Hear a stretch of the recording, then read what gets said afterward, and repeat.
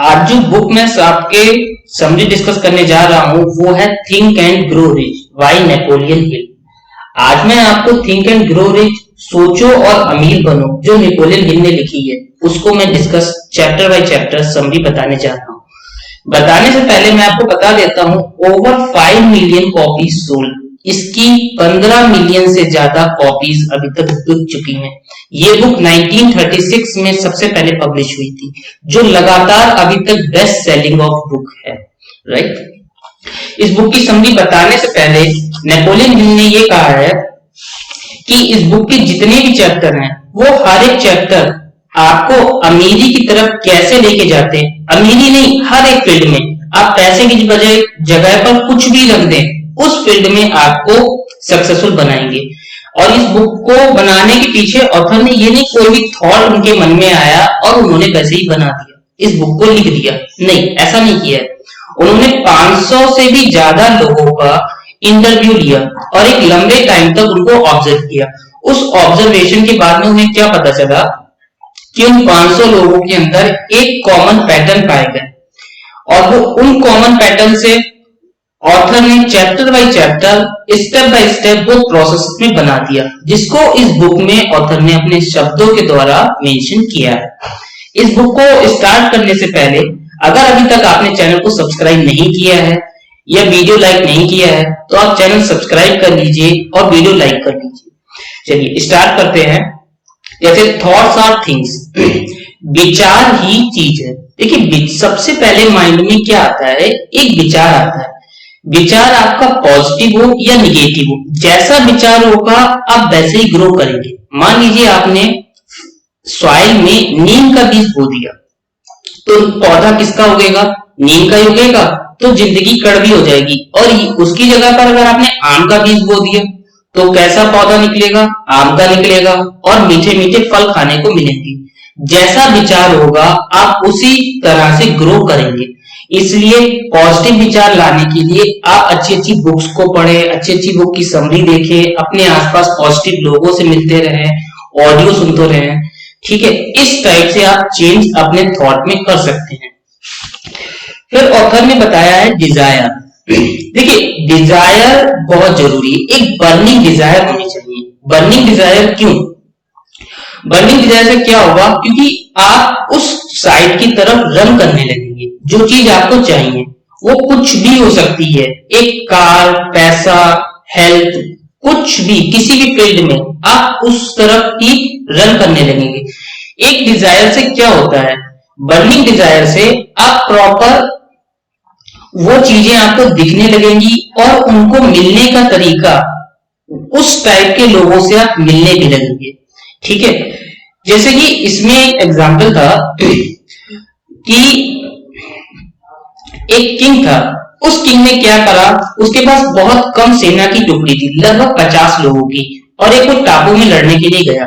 उस टापू में लड़ने के लिए गया, उसने देखा वहां तो बहुत एक विशाल सेना है और इनके पास सिर्फ 50 सैनिकों की एक टुकड़ी है। और जिस नाव से वो वहां पर गया था उसने उस नाव को जला दिया। तो उनके सैनिकों के सामने सिर्फ एक चीज रह गई, या फिर वो जीते या फिर वो हारे और मर जाए, शहीद हो जाए। तो उसके बाद उन सैनिकों ने ऐसी लड़ाई लड़ी कि वो 50 उन 500 पर भी भारी पड़ गए, ठीक है, और वो उस टापू पर विजय प्राप्त कर ली। इसका मतलब क्या हुआ, उनके सामने सिर्फ एक ऑप्शन था, वो भी जीतने का, और कोई भी ऑप्शन नहीं था। तो हमारे अंदर एक बर्निंग डिजायर ऐसी ही होनी चाहिए। फेथ मतलब क्या, विश्वास। जैसे मैंने सोचा कि मुझे 1 करोड़ रुपए अगले 1 साल में कमाने हैं। अब मान के चलिए आपके अंदर विश्वास ही नहीं है कि मैं उसको कमा पाऊंगा या नहीं कमा पाऊंगा। अच्छा मैं वीडियो देख रहा है तो ऐसे ही नहीं, आप अगर उस पर विश्वास करिए, विश्वास करके बिल्कुल आप रात में सोने से पहले रिपीटेटेड हो जाइए उस पर, जिससे ऑटो सजेशन आपके माइंड में लग जाएगा। ऑटो सजेशन से क्या होगा, प्रॉपर तरीके से आप उसी तरह वेल फोकस्ड हो जाएंगे, ठीक है। आपको जो भी चीज चाहिए ऑथर बताते हैं उसको आप एक पेपर में लिख लीजिए। एक पेपर में लिखने के बाद कि हमें अगले 1 साल में 1 करोड़ रुपए कमाने हैं, आप एक नीचे डेट लिख लीजिए, आपको कब तक चाहिए। जैसे मैंने एक डेट लिखी 27 अगस्त 2022, ठीक है। अब मुझे इस डेट तक मुझे 1 करोड़ रुपए का अमाउंट चाहिए। अब उसकी बदले क्या होगा, उसकी बदले आपको नीचे ये भी मेंशन करना पड़ेगा कि आप क्या देंगे सोसाइटी में। 1 करोड़ रुपए तो मिलना बहुत आसान है, लेकिन आप सोसाइटी में उसके रिप्लेस में क्या देंगे, कोई प्रोडक्ट, कोई स्किल, कोई नॉलेज, कोई बुक समरी, क्या चीज आप देना चाहते हैं वो आप दीजिए। उसके बाद क्या होगा, उसके बाद उस फील्ड में आप स्पेशल नॉलेज गेन कीजिए। जैसे कि अभी मान के चलिए कोई प्रोडक्ट है, सपोज मैंने ले लिया टेलीफोन। पहले टेलीफोन कैसा था, एक माउथ के आगे लगाते थे, एक कान के, तो उसमें क्या होता था, लोगों को बहुत प्रॉब्लम आती थी, है ना। फिर उसके बाद टेलीफोन आया, टेलीफोन के बाद क्या आया, और फीचर इंक्लूड हुए, मोबाइल आया। आज मोबाइल में पूरा वर्ड इंक्लूड हो गया। आप जो समरी सुन रहे हैं शायद ये मोबाइल में ही सुन रहे हैं, ठीक है। इतने चेंजेस आते गए फीचर्स में, जिससे लोगों की क्या हुई, प्रॉब्लम और सॉल्व हुई और आसान लाइफ हुई। तो ऑथर में ये बताते हैं जितना आप उस साइड में स्पेशल नॉलेज गेन करते जाएंगे उतना आप उस तरफ ग्रो करेंगे, राइट। आप अपने गोल की तरफ ग्रो करते जाएंगे। 1 करोड़ रुपए बहुत छोटी रकम है। तो इसके बाद आता है इमेजिनेशन। इमेजिनेशन से मतलब क्या है, जैसे कि जब तक हेलीकॉप्टर नहीं बना था तब तक वो क्या था, एक थॉट में था, एक विचार था सिर्फ। उसके बाद क्या हुआ, राइट ब्रदर्स ने उस हेलीकॉप्टर को सोचा कि हम भी हवा में उड़ेंगे, और उसके बाद उसने उसकी डिजाइन पेपर में मेंशन की और एक प्लानिंग बनाई कि कैसे ये रियलिटी में चेंज किया जाए। तो राइट ब्रदर ने प्रॉपर ये किया। जब तक वो बना नहीं था लोग उन पर हंसते थे और उनको साइको भी कहते थे, पागल करार दे दिया था लोगों ने, उनके फ्रेंड्स ने। तो राइट ब्रदर्स ने प्रॉपर तरीके से उसको मेंशन किया, बनाया। जब वो रियलिटी में चेंज हो गया तो आज लोगों के लिए काफी मददगार है। एक डिसीजन, देखिए डिसीजन लेना बहुत जरूरी है। जैसे बहुत से लोग सोचते हैं कि हाँ हम ऐसा ऐसा करेंगे, ये होगा और ये चीजें होगी, लेकिन वो सही समय पे सही डिसीजन नहीं ले पाते। जिस वजह से क्या होता है, जब आप डिसीजन नहीं ले पाएंगे इसका मतलब आप प्रोक्रास्टिनेशन कर रहे हैं, यानी कि टालते चल रहे हैं। जैसे एक स्टूडेंट है, स्टूडेंट सोचता है कि मैं सुबह उठ के पढ़ लूंगा, दोपहर में पढ़ लूंगा, रात में पढ़ लूंगा। अच्छा रात में कम खाएंगे, दोपहर में सो जाते हैं, मतलब वो ऐसे बहाने बनाता रहता है, प्रोक्रास्टिनेशन करता रहता है ना। लेकिन वो डिसाइड नहीं कर पाता कि मैं किस टाइम पढ़ूं। ऐसे ही बड़े भी करते हैं, स्टूडेंट की बात भी मैं बता रहा हूं, बड़े भी ऐसा ही करते हैं कि वो प्रॉपर तरीके से डिसाइड नहीं कर पाते कि अच्छा मुझे ये करना है। एक्शन लेने में बहुत प्रॉब्लम होती है उनको।